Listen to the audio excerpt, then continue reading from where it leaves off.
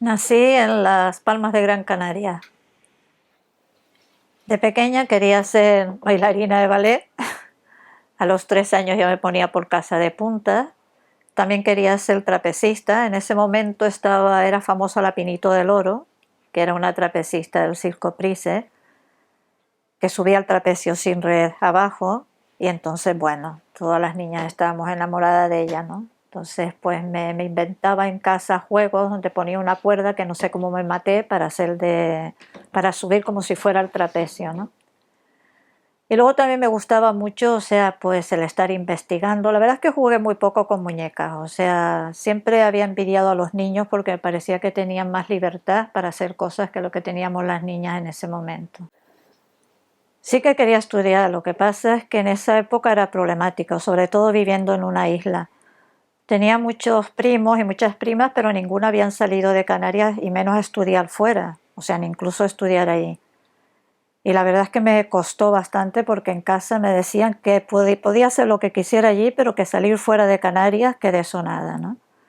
Pero bueno, al final lo conseguí después de estar dando la tabarra, de cogerme muchos enfados, de decir que no estudiaba y de meterme por la noche en mi habitación con una linterna para estudiar y aprobar.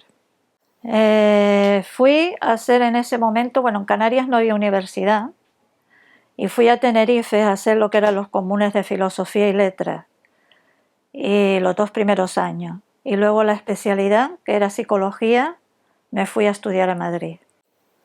No, en Madrid no me trasladé por amor, eso fue en Barcelona. A Madrid me trasladé a estudiar y recuerdo, para mí me marcó mucho, fue la época creo más importante de mi vida. Porque, bueno, allí me di cuenta de la situación, me di cuenta, fue como un despertar a nivel político y cultural. Y, bueno, para mí me marcó mucho esa época. Me fui a Madrid en 1970, o sea que eran como los últimos coletazos del franquismo, pero recuerdo que allí en la Facultad de Filosofía y Letras teníamos dentro un garito donde estaban los grises, donde tenían colgados los cascos y las porras, y todos los días a las 12 de la mañana, ya era un clásico, cogíamos la mochila y salíamos corriendo porque los grises venían detrás. No se podían hacer asambleas, si hacíamos una asamblea, pues la venían y nos desalojaban a todos del aula. Y también fue la época en que teníamos al famoso Billy, al niño, al torturador dentro de la facultad. Un ser despreciable y totalmente provocador, que cuando estábamos hablando un grupo de chicas, pues venía, se metía en medio y nos insultaba llamándonos putas, estas rojas putas y tal, ¿no? Y no podías hacer nada, o sea, te tenías que morder la lengua porque tenías a los grises al lado, ¿no? Y tanto que la represión franquista se hacía más latente siendo mujer, porque bueno, o sea, el concepto que se tenía en esa época era que la mujer teníamos que estar sometida siempre, o sea, ya sea una pareja, un novio, y que no teníamos derecho a protestar, ¿no? Pero bueno, ya te digo que éramos, quizás en esa época que empezamos a despertar las mujeres y que se iba más a la facultad, yo creo que las mujeres éramos bastante combativas ya en ese momento. Yo me acuerdo que allí en sí, sí, yo había saltado vallas con los caballos detrás que venían, que en mi vida, yo digo, en un estado normal soy incapaz de hacer esto, de los brincos. Y luego ibas por la Moncloa corriendo, la gente te abría los portales de la casa, te dejaban entrar, o sea, me acuerdo que era curioso eso, ¿no? Y era todo Cristo allí Pero ahora, o sea, fue una época dura, pero fue una época también muy intensa y creo que muy interesante en mi vida. Después de Madrid intenté trabajar allí, pero no conseguí trabajo de psicólogo. Volví a Canarias, estuve trabajando en un centro de niños deficientes y en 1900, cuando se murió Franco, el mismo año que se murió Franco, pero en septiembre, me vine a Barcelona, me vine a Barcelona a vivir. Barcelona me vine a vivir porque en ese momento tenía una relación con una persona que fue muy importante en mi vida.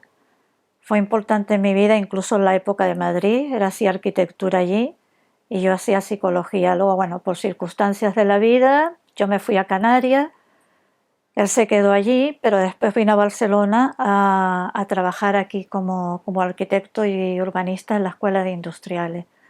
Y yo me vine a Barcelona para probar a ver qué pasaba, ¿no? Para vivir juntos y bueno, empezar una vida en común porque teníamos muchas cosas, mucha similitud, ¿no? Creo en el amor romántico, no creo que tenga que ir en contra del feminismo. Una cosa es tener una pareja en la que no solo sea tu amante, sino el compartir toda una serie de ilusiones, de forma de pensar, de forma de ver la vida, sin que no haya dominación de uno sobre otro.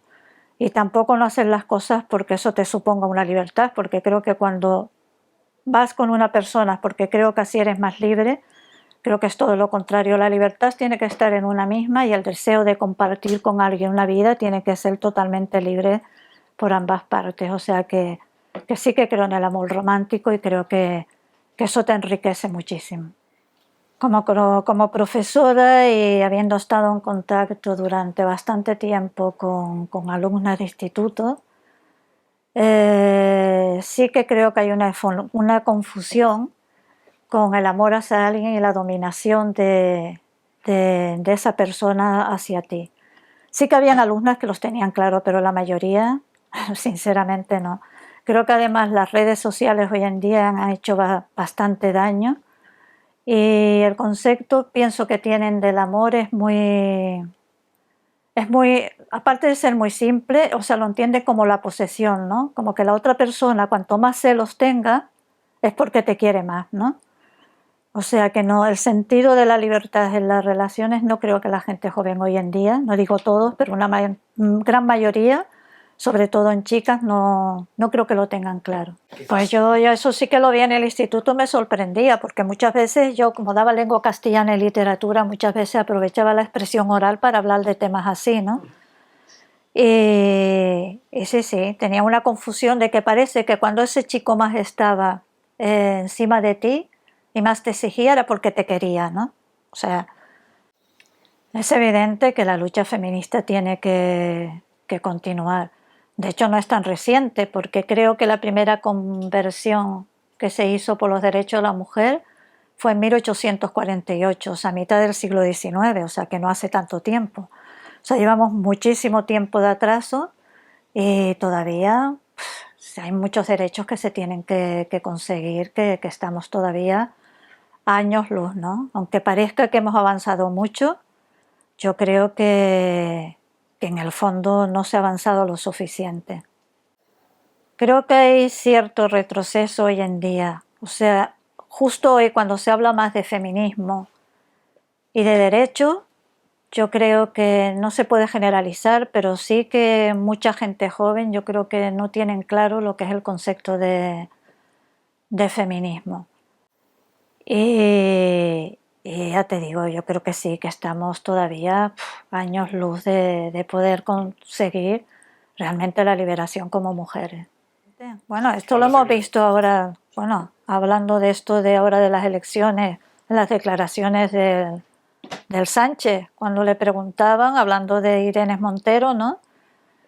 Que decía que era un feminismo extremista y que había que ser como más aglutinador. Y que habían amigos de él de 40 y 50 años que se habían sentido ofendidos. ¿De qué estamos hablando? O sea, quiero decir que oír todavía en el siglo XXI ese discurso, o sea, eso demuestra que todavía estamos en pañales y que en teoría parece que se tiene muy claro, pero la realidad no es esa, ¿no? O sea, parece que se está tan acostumbrado a oír esa palabra, pero no en profundizar en ella, que hasta le hace gracia a muchos, ¿no?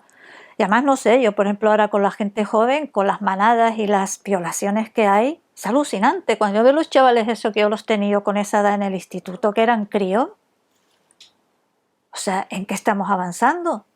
Porque dirán, eso había existido siempre, puede que haya existido siempre, pero como ahora y con todo lo que se habla sobre el feminismo, sobre la violencia de género, y que siga pasando. Sí, sí, que encima se culpabiliza a la mujer, ¿no? De que parece que eres tú la que lo provoca, faltaría más que no pudieras ir como te dé la gana, ¿no? Vestir y hacer lo que te dé la gana.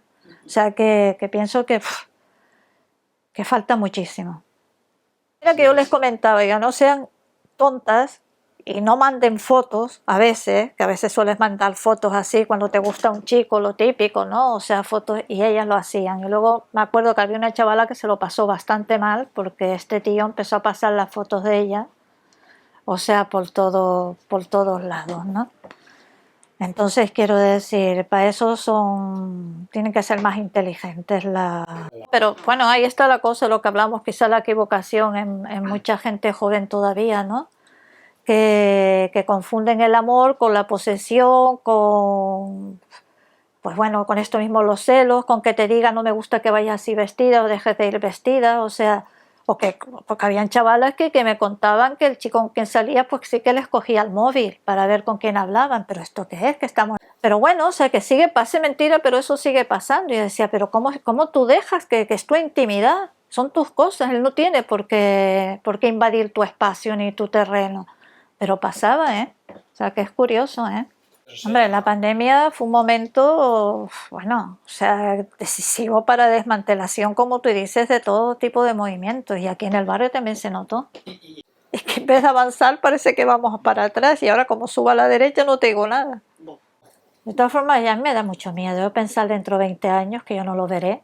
Pero bueno, pienso en toda la gente joven, ya no solamente en mis hijos, en mi nieta. O sea, que